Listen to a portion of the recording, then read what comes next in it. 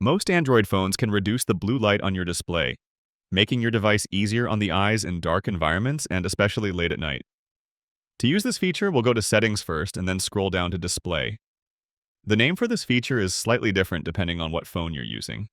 Samsung, for example, calls this Eye Comfort Shield, which is wildly vague if you ask me. On other phones, you might see something like Night Light, Night Shield, Eye Comfort, or Blue Light Filter. Besides the main toggle, I can tap in the settings to customize this a bit further.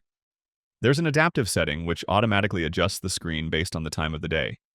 If you want manual control over this, you can use the custom setting. When I switch to custom, I can manually choose the color temperature, anywhere from really intense yellow to a very subtle warmer tint. I can set this to be always on, turn on between sunset and sunrise, all based on my location and daylight hours, of course, or simply set a specific time frame when this feature turns on and off.